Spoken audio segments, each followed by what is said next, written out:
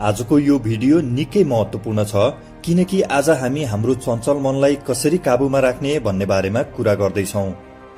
हामी सबैको दैनिकीमा हुने संघर्ष, तनाव र व्यस्तताले हाम्रो मन कहिलेकाहीँ अस्थिर र चञ्चल बन्न सक्छ। यद्यपि यसो हुँदैमा हामी डराइहाल्नु पर्दैन किनकि यो हरेक व्यक्तिमा कुनै न कुनै बेला महसुस हुने कुरा हो र यसको समाधान पनि हामीले सजिलै गर्न सक्छौं। आउनुहोस् आजको यो भिडियोमा कसरी हाम्रो मनलाई तुरुन्तै शान्त पार्ने भन्ने बारेमा चर्चा गरौं। उपाय नम्बर 6 चाहिँ आजको युगको सबैले अवलम्बन गर्नै पर्ने उपाय हो। त्यसैले भिडियोलाई अन्त्यसम्म हेरेर यी सुझावहरूलाई प्रयोग गर्न नबिर्सनुहोला। उपाय नम्बर 1, गहिरो सास फेर्ने अभ्यास अर्थात् डीप ब्रिदिङ एक्सरसाइज। जब हामी तनावमा हुन्छौं त्यतिबेला हामी छोटो छोटो र छिटो छिटो सास फेरिरहेका हुन्छौं, जसले गर्दा हाम्रो शरीरमा अक्सिजनको मात्रा कम हुन जान्छ र यसले हाम्रो दिमागलाई अनियन्त्रित बनाउँछ।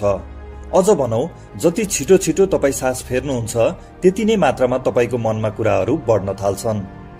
त्यसैले बुद्ध भन्नुहुन्छ, तिमी आफ्नो सासलाई काबुमा राख्न सक्यौ भने तिम्रो चञ्चल मन पनि काबुमा राख्न सक्छौ। अर्थात् जति गहिरो र शान्तसँग हामी आफ्नो सासलाई राख्न सक्छौं त्यति नै शान्त हाम्रो दिमाग र मन हुन सक्छ।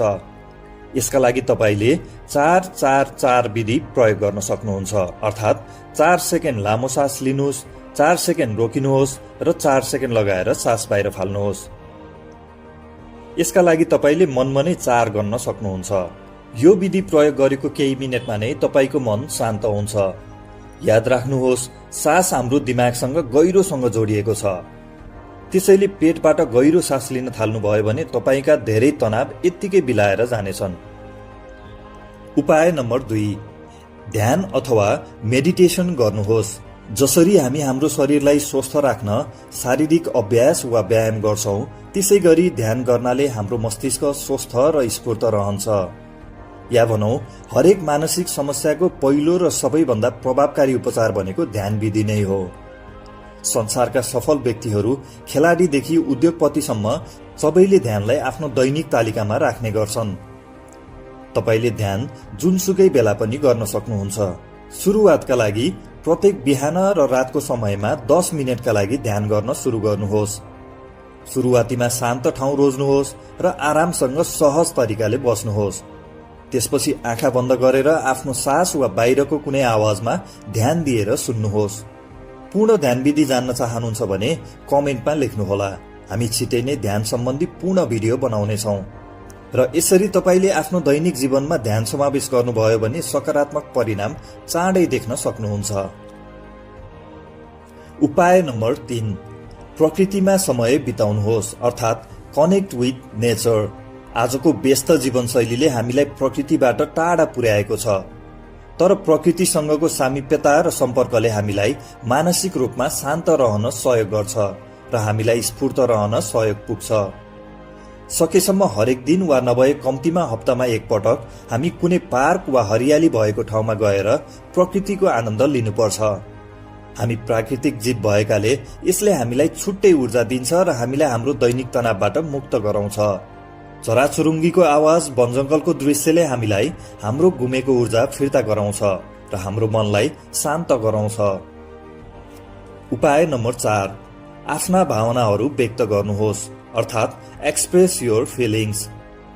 जब हामी आफैमा भावनाहरू लुकाएर राख्छौं र कसैलाई पनि व्यक्त गर्दैनौं, ती भावनाहरू मनमा ज्वाला भई जम्मा भएर बसिरहेका हुन्छन् र यी व्यक्त नभएका भावनाहरू जुनसुकै बेला आगोको मुस्लो झैं विस्फोट हुन सक्छन्।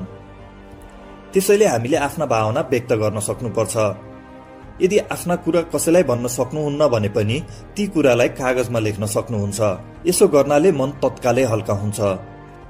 पछिल्लो समय विश्वका सफल मानिसहरूले जर्नलिङ वा डायरी लेख्नु पर्यो भनेको धेरै सुन्नुभएको छ होला।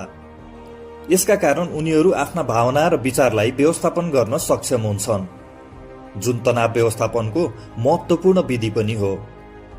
हामीले आफ्ना कुरा नजिकका साथीभाइ वा परिवारका सदस्यलाई बताएर पनि मन हल्का राख्न सक्छौं। उपाय नम्बर 5, समयको व्यवस्थापन अर्थात् म्यानेजिङ टाइम इफेक्टिभली। व्यस्त समय तालिकाले हाम्रो मानसिकतामा धेरै दबाव दिइरहेको हुन्छ। त्यसैले समयलाई व्यवस्थापन गर्दा हाम्रो तनाव स्वतः कम भएर जान्छ। यसका लागि तपाईले हरेक दिन टु डु लिस्ट बनाउन सक्नुहुन्छ। प्राथमिकताका आधारमा कामहरूको सूची तयार गरी समय तालिका बनाउन सकियो भने हामी कुशल र व्यवस्थित रूपमा आफ्ना कामहरू गर्न सक्छौं। उपाय नम्बर 6, स्मार्टफोनबाट टाढा रहनुहोस्, अर्थात् disconnect from technological devices like smartphones. Smartphone, सामाजिक सञ्जाल र अनावश्यक सूचना र खबरले हाम्रो दिमागलाई व्यस्त राखिरहेको हुन्छ र निरन्तरको यस्तो बानीले हाम्रो दैनिकी र मानसिक स्वास्थ्यमा नकारात्मक असर पारिरहेको हुन्छ। त्यसैले अति आवश्यक बाहेकको अवस्थामा यस्ता कुराबाट हामीले आफूलाई टाढा राख्न सक्नुपर्छ। बेलुका सुत्ने बेलामा फोनको सट्टा किताब पढ्ने बानी गर्न सकियो र बिहान उठ्ने बित्तिकै ध्यान र योग गर्न सकियो भने हामी मानसिक रूपमा निकै सबल बन्न सक्छौं। यसले हाम्रो मनलाई शान्त राख्छ, जीवनलाई सकारात्मक बनाउँछ र हामीलाई सफलताको बाटोमा लम्किन मद्दत पुर्याउँछ। यी तनाव व्यवस्थापनका उपाय मध्ये कुन कुन उपाय तपाईले प्रयोग गर्नुभएको छ कमेन्टमा लेख्नुहोला। हामी सबै तनावबाट पूर्ण मुक्त हुन सक्दैनौं, तर यसलाई सही तरिकाले व्यवस्थापन चाहिँ अवश्य गर्न सक्छौं। तपाईलाई यो भिडियो मन पर्यो भने लाइक, शेयर र सब्स्क्राइब गर्न नबिर्सनुहोला।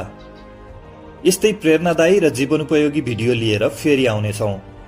त्यतिन्जेल तपाईको समय सुखद रहोस्।